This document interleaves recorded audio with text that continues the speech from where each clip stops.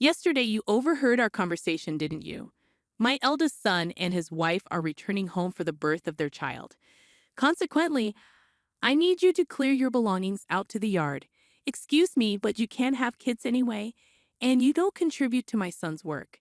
The least you could do is make some room, especially since I'm paying $10,000 in rent. This situation is becoming too tiresome to deal with. I'm currently living with my mother-in-law, but she now wants me out of the house because my brother-in-law and his wife are returning. With my mother-in-law, brother-in-law, his wife, and my husband, this house is full of problems. I've been trying to maintain a smooth household, but it's becoming a hassle to think about it all. I'm done thinking. Okay, I'll leave, but I can't just put my belongings in the yard, so I'll come back later to pick them up. You're leaving? Thank you. That's a big help. Ignoring my pleas, my mother-in-law, I started packing my things and left the house. 7 seconds after stepping out the door, I took out my phone and called a junk removal service. Once I stopped thinking, no one could stop my actions. I'm Linda, a 40-year-old ed consultant. My husband, Mark, also 40, runs 3 restaurants as a sole proprietor. Although people often assume we've been married for a long time with kids, we're actually newlyweds. We both lived as workaholics and only married at this age. I had given up on marriage just before turning 40, but a random visit to a bar after work changed my mind. Is this your first time here? Mark asked with a smile as I sat at the end of the bar. I had been curious about the place for a while, and this time I decided to go in as a reward to myself for working hard. Mark assured me that many women come alone, and I felt comfortable as a loner at the counter. I became a regular, always sitting at the end of the bar, and it became normal for Mark to chat with me while I ate. I'm always busy with work, and I can't talk much. How about we go out for dinner sometime? Excited about the chance to dine with a restaurateur, I eagerly agreed. Our conversation slowly drew me to Mark's dedication to his work, and he grew fond of me seeing that I was a hardworking person. We started dating, and 2 years later, as we both turned 40, we decided to get married. Feeling shy about being a bride at 40, I asked my husband to skip the wedding ceremony, and we just took some photos of us dressed up. After getting married, I moved from my apartment to my husband's 3-story house with a garden and parking in a high-end area where the rent is around $1,000. Living with my 70-year-old mother-in-law seemed necessary, given the circumstances. I immediately agreed, but after moving in with my mother-in-law, I regretted accepting so quickly. When I settled into my husband's house, I realized it was too big for just the two of us. In addition to our bedroom, I had a lavish office room for myself, and there were many spare rooms. Curious, I asked my husband a simple question: why do we need such a big house just for you and your mother? My husband explained that he has a brother 3 years older than him who left home after college, and they've lost touch. He hasn't been home for a few years, and my husband anticipates that one day he might return, which prompted them to rent a bigger house. I expressed my opinion that it might be a little too big. Well, I got married and you came, so I guess it all worked out, my husband said with a smile as he unpacked my books and arranged them on the shelf. He shared stories about his brother Daniel, who seemed to be hopping from job to job. Despite his brother's situation, my husband didn't harbor negative feelings towards him. Don't talk about that kid. What if he really comes back? My mother-in-law appeared at the doorway of what would be my office, seemingly checking on us. It was clear she didn't have a good opinion of him, unlike my husband. I worried that conflicts might arise between my husband and mother-in-law regarding his brother someday. I'm not too fond of you either, Mom. Come on, we're going to live together now, so stop saying things like that, I said. My mother-in-law walked away, and my husband apologized, assuring me he would talk to her. I told him it's okay. I had a similar talk when we met for the wedding. I'll build a relationship with your mother as we live together, I assured him, taking a book from his paused hands and placing it on the shelf. It seemed she didn't like my age. Being 40 makes it challenging to have children, and my mother-in-law probably wished Mark had married someone younger. Once the move was complete and our married life officially began, my mother-in-law's coldness towards me became evident. While there was no harassment or physical violence, she ignored or avoided me as much as possible. It felt a bit lonely, but I decided to consider it okay for now and hope to build a relationship with her over time. More pressing was my concern for Mark. "Are you okay with your work?" I asked him. "No, it's pretty bad. I need to take action soon, but it's tough to arrange the finances," Mark replied, sitting at the dining table with his head in his hands. I abandoned the dishes and settled in front of him, eager to listen. "These are tough times," Mark began, his voice heavy with concern. "Prices are soaring, expenses climbing, and customers are tightening their wallets. There's no end in sight. If this keeps up, I might have to close another one of our stores." About a year into our marriage, the situation at Mark's restaurants worsened. One of the 3 stores had already closed, and it seemed another might follow suit. Seeing Mark's troubled face weighed heavily on me, but my mother-in-law appeared unfazed by these challenges. "You're Mark's wife, but you don't help out at the store. You just do your own job. Can you really say you're fulfilling your role as a wife?" My mother-in-law's voice cut through the air from the living room, having overheard our conversation. I wondered what she was thinking, but she had her own perspective. "Mark has been running his own restaurant for nearly 10 years, overcoming various challenges. I believe he'll pull through this time too. You, his wife, shouldn't be making that face. Are you trying to feed into his anxiety and make him fail?" "What a terrible wife," she shouted again, her words dripping with spite and venom. I knew she wasn't simply trying to provoke me, but there was some truth in her words. Taking her words positively, I resolved to support Mark to the fullest, smiling reassuringly at my anxious husband. A year later, just as she said, Mark managed to turn the situation around and avoided closing a second store. "See, I told you," I said to my mother-in-law. "A stupid wife who can't even trust her husband." "Don't drag Mark down," she replied, lashing out at me without reservation. Though our relationship seemed strained, since Mark's business was doing well, I considered it a break-even situation. However, things took a turn for the worse. Mark, having stabilized the business and with some extra money, seemed to get carried away, and rumors of his affair surfaced. I couldn't fathom what he was thinking. Surely there were better ways to spend the money. It's peculiar how bad situations tend to pile up. Having witnessed Mark's business revenue drop, I understood this all too well, but I never imagined it would happen to me. Then Daniel called, my brother. Yes, Daniel, a freelancer, and his pregnant girlfriend, who worked at the same bar as Mark. They asked if they could move into our house and if they could work at Mark's restaurant. As I pondered how to address Mark about the affair from the dining room, my mother-in-law entered the living room and engaged him in conversation. They discussed Daniel, whom I had never met, and I felt completely sidelined as they continued their discussion. It was a peculiar scene. My mother-in-law, who used to resent Daniel for not fulfilling his role as the eldest son, was now urging Mark to welcome him. The reason was straightforward: the prospect of a grandchild.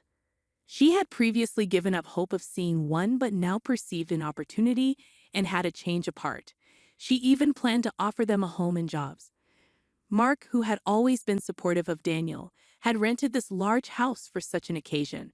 However, circumstances had shifted, and I found myself caught in the middle.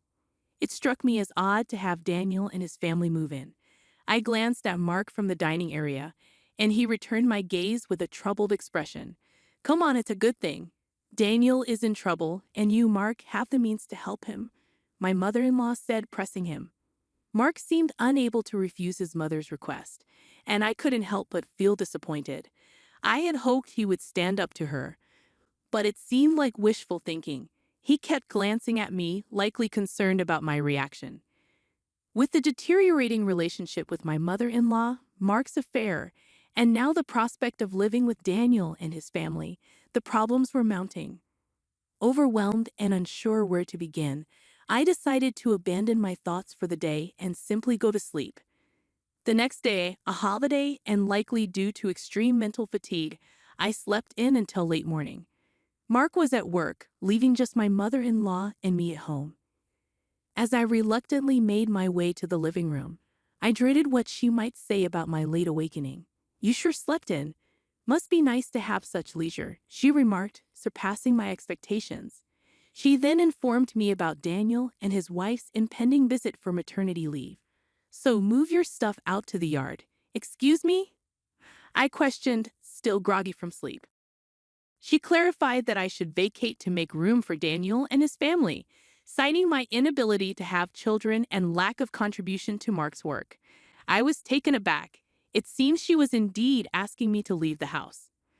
Realizing that my presence was now deemed unnecessary, I decided it was too much trouble to fret over Mark, my mother-in-law, Daniel's family, and our future.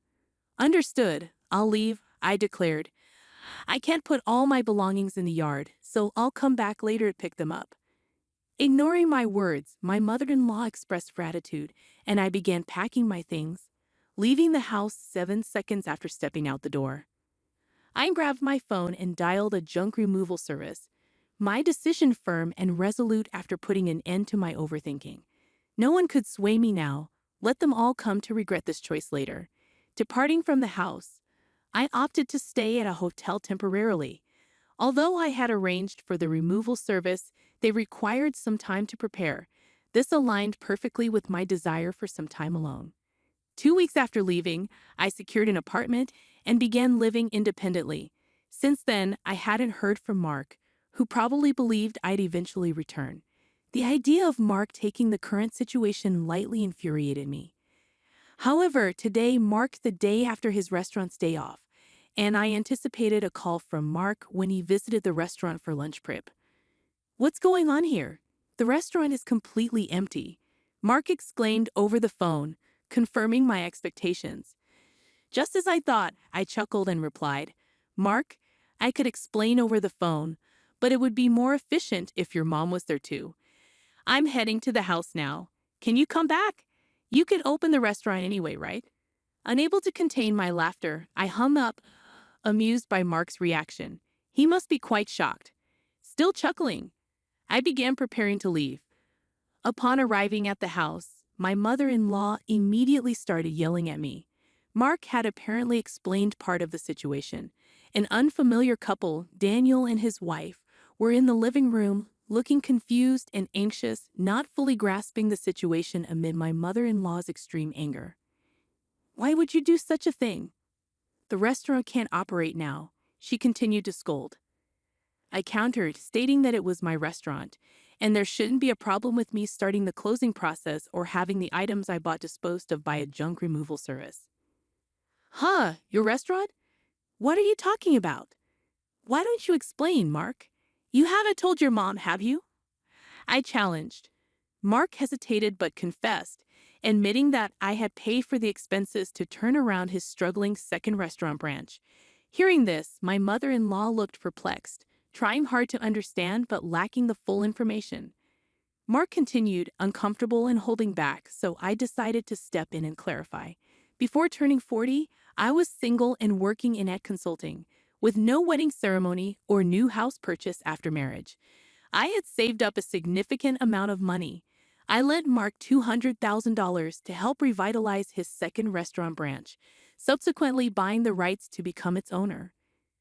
I explained that I left most of the management to Mark, shifting his focus from the main branch to the second for its recovery. When Mark's restaurant was in crisis, I showed my concern alongside him. It was during a moment when my mother-in-law criticized me for not showing enough trust in my husband that I decided to support Mark to the fullest. My form of support was providing him with the necessary funds. During my single years, I had diligently saved money. "Mark, is this true?" my mother-in-law asked incredulously. "Yes, it's true," Mark admitted. She seemed surprisingly okay with it, even if I failed and squandered the $200,000 she had given me. Given the sizable amount, she suggested that if it was destined to fail anyway, it might be simpler for me to become the owner. The plan was to repay the borrowed $200,000 from the restaurant's earnings, but it was more straightforward for me to become the owner, with the restaurant's income going directly to me. Additionally, it afforded me the authority to decide whether to keep the restaurant open or not. It's a lie. Can something like that really happen? My mother-in-law exclaimed. To provide evidence, I spread documents like the business license transfer, rights agreement, and lease agreement on the table, proving my ownership of the restaurant. As she confirmed my name on those documents, her face turned red with shock. Why didn't you say anything about this? You always talked about how you believed in Mark and how the restaurant was recovering, right? She demanded. Mark explained that he felt pressured by her words, always striving to live up to her expectations. He didn't want to disappoint her, so he couldn't bring himself to reveal that he had borrowed a large sum of money from me. He feared her reaction, knowing how easily upset she could be. People like my mother-in-law often don't realize the pressure they put on others, and Mark found it challenging to express himself under her constant scrutiny. It was crucial not to let Mark's spirit break under her constant jabs, especially when the restaurant was finally turning around. That's why I kept quiet too. Mark and my mother-in-law apologized, and it seemed like everything was being resolved amicably. However, it was far from satisfactory for me, and the discussion was far from over. I handed Mark a divorce paper, shocking him. He assumed it was a reconciliation, but I knew about his affair with a part-timer, and the other part-time workers were aware of it too. Mark was taken aback, claiming it was just a rumor, but I presented evidence, a photo sent by a part-time worker showing Mark entering a hotel. While anyone could fabricate such evidence, it was undeniable. The success of the second branch had given him too much confidence, and he had gotten carried away. The resolution wasn't as simple as reconciliation. It required deeper discussions and decisions to be made. I reflected on my role as the restaurant owner, acknowledging that while I couldn't handle day-to-day operations, I made occasional visits to stay connected. The part-time workers, having learned about Mark's affair, sought my assistance. With their unwavering support, they provided evidence and kept the impending closure of the restaurant from Mark. My mother-in-law's voice quivered as she confronted the reality of closing the second branch and the impending divorce. The revelation that I had been paying the entire $10,000 monthly rent added another layer of shock. Mark, now burdened with the weight of financial difficulties, faced an uncertain future. As the discussion progressed, Daniel and his wife realized the challenges they would encounter in continuing to live in the house. Daniel pleaded for help, citing their impending parenthood, but the escalating argument underscored the uncertainty surrounding everyone's future. After the divorce, I focused on closing the restaurant, selling equipment to offset expenses. The experience as a restaurant owner proved insightful, reinforcing my commitment to my ad consulting career. With the family dynamics strained, the fallout extended to Mark and his mother, now sharing a small apartment with strained communication. The resolution brought both closure and uncertainty. The exposure of Mark's affair and the revelation of true ownership exposed familial fractures. The decision to close the restaurant added financial stress, and the introduction of divorce papers signaled a decisive move by me to take control of my life. The aftermath left strained relationships, financial uncertainty, and an uncertain future for everyone involved. The emotional toll of the conflicts was palpable, and the story closes with a sense of closure for some aspects but leaves lingering questions about the characters' futures and their ability to rebuild after the storm. The resolution, while providing clarity, marks the beginning of a new chapter as each character navigates the consequences of their choices.